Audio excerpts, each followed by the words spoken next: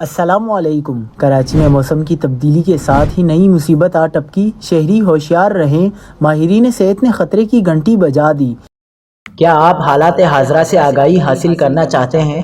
خبر کے پیچھے چھپے اصل حقائق جاننا چاہتے ہیں تو ابھی سبسکرائب کیجئے جلمل پاکستان کو اور ساتھ ہی گھنٹی کے نشان پر کلک کر دیں۔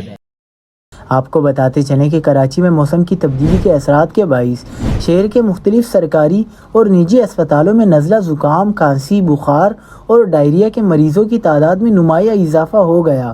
سول اسپتال، جناح اسپتال سمیت شہر کے متعدد سرکاری و نجی اسپتالوں کی او پی ڈیز میں تیز بخار اور دیگر شکایات کے ساتھ آنے والے مریضوں کی تعداد معمول سے زیادہ رپورٹ کی جا رہی ہے۔ سول اسپتال کراچی کے میڈیکل سپرنٹنڈنٹ ڈاکٹر خادم بخاری نے بتایا کہ اسپتال کی ایمرجنسی اور او پی ڈی میں مختلف بیماریوں کی شکایات کے ساتھ رپورٹ ہونے والے مریضوں کی تعداد معمول سے کہیں زیادہ ہے۔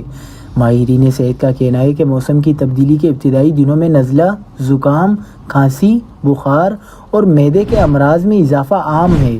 اس کے علاوہ شہر میں گندگی کے ڈھیر اور نکاسی آب کا ناقص نظام بھی صحت کے مسائل میں اضافے کا سبب بن رہا ہے۔